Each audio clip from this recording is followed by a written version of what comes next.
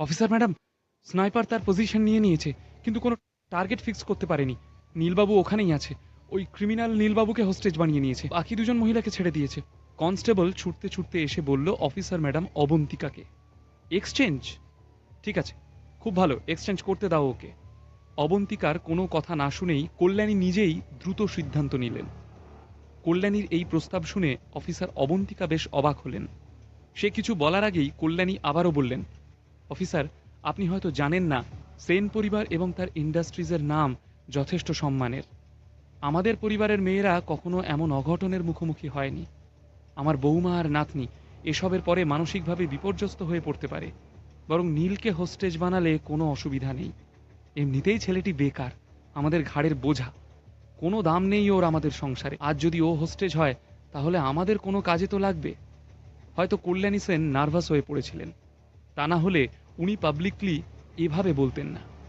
ভুলে যেতেন না একটু আগে উনি নিজে নীলের খোঁজ করতে বলেছিলেন সকলকে। হয়তো নীলের মূল্য তখন এতটাই বেড়ে গিয়েছিল তাই।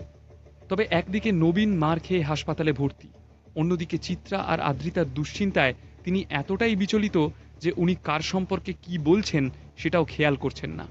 অফিসার এই সব কথা শুনে খানিকটা তাজ্জব হয়ে গেলেন। উনি মনে মনে ভাবলেন, কল্যাণী সেন হয়তো জানেন না পুলিশ কিভাবে কাজ করে। ওনার সংসারে নীলের মূল্য থাকুক বা নাই থাকুক, নীল একজন মানুষ। এই বিপদে ওই মানুষটিকে সর্বতোভাবে রক্ষা করাই এখন পুলিশের একমাত্র দায়িত্ব। এদিকে বিজন ওর বিকৃত খেয়ালে নিজের সীমা ছাড়িয়ে গেছে। আত্মবিশ্বাসী নীল শান্ত হয়ে ওকে বলল, কি হলো বিজন, হেজিটেট করছিস কেন? আমি জানি তুই আমার স্ত্রীকে চাস, কিন্তু নিজের স্বার্থে। আমি জানি আমার সাথে কুশল আর পৃথার বন্ধুত্ব তোকে রেস্টলেস করে দিয়েছে। হ্যাঁ, আমি ইউজলেস, কিন্তু তোর থেকে শত গুণে আমি বেটার। তোর এত বছরের পরিশ্রম সব বেকার এখন, সব এখন ওয়েস্টেজ।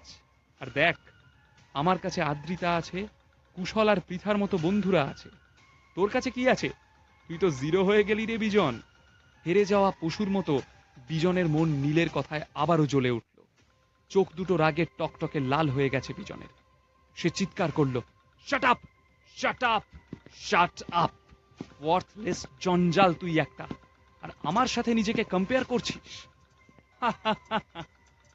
আরে তোর সাথে কম্পেয়ার করব না। আচ্ছা তুই বল, তোর কাছে কি আছে বল শুনছি। নীল বেশ ব্যঙ্গ করেই কথাটা বলল। রাগে কাঁপছে বিজন। তারপরই বিভৎস জোরে চিৎকার করে উঠল সে। তক্ষুনি নীলও একটা হুঙ্কার দিয়ে বিজনের কলারটা চেপে ধরল। একদম চেঁচাবি না, গলার টুটি চিপে ধরবো। ভেবেছিলিস আমার থেকে আদ্রিতাকে কেড়ে নিবি, তাই না? আদ্রিতা আমার ওয়াইফ, বুঝলি? আদ্রিতা এখনো আমার, আগেও ছিল, আর আজীবন থাকবে। আদ্রিতা আমার। নীলের মুখে এই দুটো শব্দ শুনে আদ্রিতার হৃদয় হু হু করে উঠল। ওর চোখের জল আর বাঁধ মানল না। অপলক দৃষ্টিতে আদ্রিতা নীলের দিকে তাকিয়ে রইল।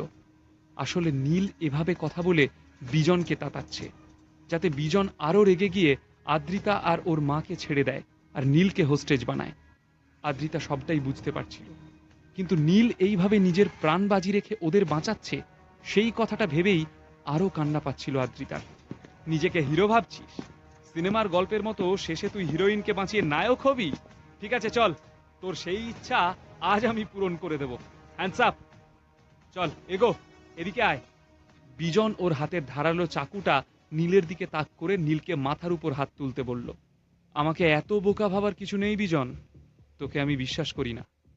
আমাকে ধরার আগে আদ্রিতাকে আর মাকে ছেড়ে দে, আমি 5 গুনবো। সোজাভাবে কথাটা বলল নীল। বিজন রাজি হলো। নীলের কথা মতো বিজন আদ্রিতা এবং চিত্রাকে ঠেলে দিল দরজার কাছে, আর নীলও কথা মতো এগিয়ে গেল বিজনের দিকে। শুধুমাত্র আদ্রিতা যখন নীলকে ক্রস করছিল, তখন নীল নিচু স্বরে ফিসফিসিয়ে বলল, যাও আদ্রিতা, তুমি মুক্ত। যাও, পালাও শিগগির, মাকে নিয়ে বেরিয়ে যাও, আমাকে নিয়ে ভেবো না। নীলের কথা শুনে আদ্রিতা পিছন ফিরে তাকাতেই দেখতে পেল নীলের হাত দুটো বিজন পিছন থেকে আটকে ধরেছে। ওর গলার কাছে চাকুটা ধরে রেখেছে, কিন্তু নীল অবিচলিত, শান্ত। ওর ভ্রুক্ষেপ নেই, কেবল আদ্রিতার দিকেই এক দৃষ্টিতে চেয়ে রয়েছে। নীলের চোখে চোখ পড়তেই আদ্রিতা দাঁড়িয়ে পড়ল। ওর হাত টেনে চিত্রা বলল, আদ্রিতা, আমরা এখানে একদম সেফ না, চল শিগগির, আয় মা আয়। এই বলেই টেনে বাইরে নিয়ে চলে গেল আদ্রিতাকে। চিত্রা আর আদ্রিতা দৌড়ে বিজনের বাড়ির বাইরে এসে দেখল সেন পরিবারের সবাই আর পুলিশ ফোর্সে মিলে বাড়ির বাইরেটা ঘিরে ধরেছে। মা মেয়েকে সুস্থ দেখে সবার চোখ জুড়ল। চিত্রা, আদ্রিতা, তোমরা ঠিক আছো তো? কল্যাণী ওদের জড়িয়ে ধরে স্বস্তি পেলেন যেন। স্বস্তি পেলেন নিজের সংসারকে অক্ষুণ্ণ রেখে। বনেদি সম্মান উনি কিছুতেই হাতছাড়া করতে দিতে নারাজ। বেশ বেশ, চলো, এখানে আর এক মুহূর্তও না, আমরা ম্যানসনে ফিরে যাই। কল্যাণী ওদের নিয়ে গাড়ির দিকে যেতে শুরু করলে আদ্রিতা আঁতকে উঠে বলল, ঠাম্মা, নীল এখনো ভেতরে আটকে আছে। বিজনকে আটকে রেখেছে ঠাম্মা। আদ্রিতার আওয়াজ কান্না ভরা। চিত্রা আদ্রিতার কথায় চটে গিয়ে বলল, আরে বোকা মেয়ে, তুই ওর কথা ছাড়, আমরা তো এখনো বেঁচে আছি, বাস চল এখান থেকে। কল্যাণী ওর কথায় সাড়া না দিয়ে অফিসারকে বললেন, অবন্তিকা ম্যাম, আমরা কি ফিরে যেতে পারি এবার? কিন্তু নীল তো আপনাদের পরিবারের সদস্য, ওকে ছেড়ে দিয়েই। অফিসারের কথা শেষ হওয়ার আগেই, না, ওর ব্যাপারে আমরা আর বদার নই অফিসার, বলে চিত্রা জবরদস্তি আদ্রিতার হাত ধরে টেনে নিয়ে যেতে চাইল। চিত্রা আর আদ্রিতা ঘর থেকে বেরিয়ে যেতেই নীলের গলায় চাকু ধরে বিজন ওকে নিয়ে ঘরের বড় জানলার কাছে এসে দাঁড়িয়েছিল। নীল দেখতে পাচ্ছিল সেন পরিবারের একজনও নীলকে নিয়ে চিন্তিত নয়। গৃহবধূ আর নাতনিকে নিয়ে কল্যাণী সেন বাড়ির উদ্দেশ্যে রওনা দিচ্ছিলেন। মা মেয়ে নিজেদের পরিবারের সবাইকে কাছে পেয়ে একবারও আর পিছন ফিরে নীলের দিকে তাকালো না। সবটা ওপরের জানলা থেকে দেখল নীল। মনে মনে কষ্ট পেল সে। কেউ একবার ঘুরেও তাকালো না। এই দেখে বিজন অট্ট হাসিতে ফেটে পড়ল। কি মিস্টার নীল রায়চৌধুরী, সবাই যে পালালো তাদের অপগণ্ড জামাই রাজাকে ছেড়ে। এমন ভাব করছিস যেন তুই আজ প্রথম জানলি আমি ইউজলেস। নীল শান্ত গলায় বলল কথাটা। আসলে নীল খুব স্থির প্রতিজ্ঞ ছেলে। ওর আসল উদ্দেশ্য ছিল আদ্রিতাকে অনাহত শরীরে বাইরে বের করা। ও সফল হয়েছে, কারণ ও জানতো এরপর ঠিক কি কি ঘটতে চলেছে। নিজের এইরকম অসম্মানেও তোর কোনো লজ্জা নেই না, অপদার্থ? বিজন আবারও নীলের দিকে তাকিয়ে হাসতে লাগলো। নীল জানতো কিভাবে এই পরিস্থিতিকে নিজের হাতের মুঠোয় নিয়ে আসবে। শান্ত হয়ে নীল বিজনকে জিজ্ঞেস করল, আচ্ছা বিজন, তুই কি একবারও জানতে চাস রয় চৌধুরী গ্রুপ অফ কোম্পানিজ কেন তোর ডিলটা অ্যাকসেপ্ট করেনি? কেন সব আগের ফান্ডসগুলো ওরা আটকে দিল? বিজন এক মুহূর্ত থেমে বলল, তুই এসব কিভাবে জানলি? বিজনের কোম্পানি ছোট হলেও ওর বুদ্ধিমত্তায় ওই কোম্পানি প্রতি বছর কোটি টাকার টার্নওভার করত। ওর উচ্চাকাঙ্ক্ষা, ওর পরিশ্রমে খুশি হয়ে রয় চৌধুরী গ্রুপ অফ কোম্পানিজ ওর সাথে হাত মিলিয়েছিল।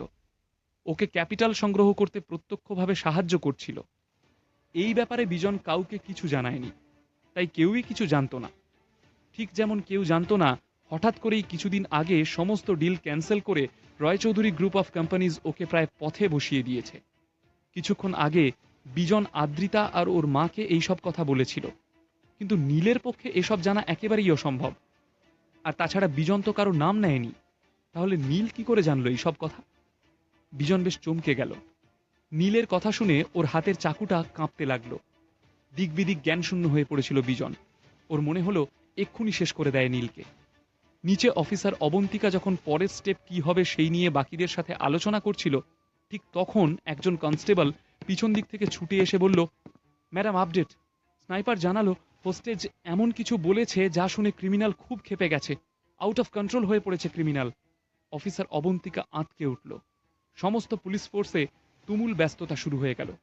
অবন্তিকা বুঝে উঠতে পারল না এক্ষুনি কি করা উচিত। শুধু মনে মনে ভাবল, স্নাইপারকে গুলি চালানোর অর্ডার দেব? নীল কি এতই বোকা? নীল যেন এমন কিছু করে না বসে যাতে ওর জীবনহানি হয়। কি চাইছে ও? মৃত্যু নিয়ে খেলছে নীল। তাহলে কি আর অপেক্ষা করা উচিত হবে?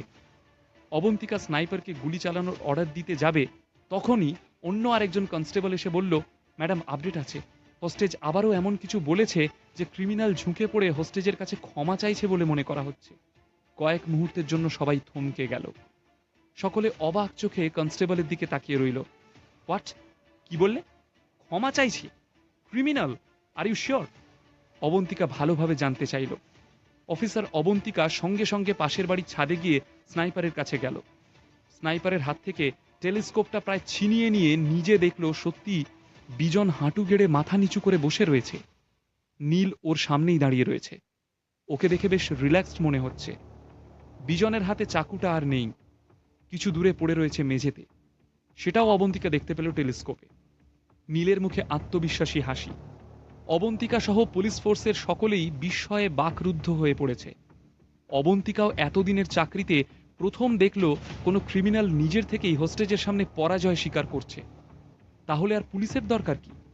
অদ্ভুত কাণ্ড কারখানায় অবন্তিকা বলল, আশ্চর্য, তাহলে আমরা এলাম কেন?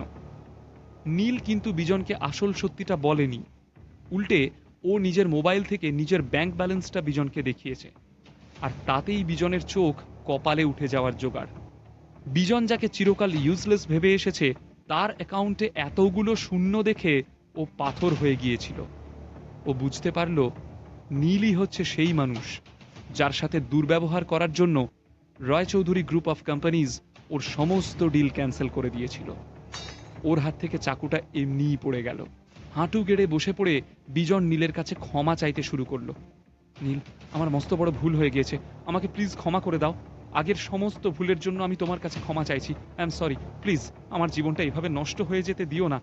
তুমি প্লিজ কনসিডার করো আমায়, for the last time, please.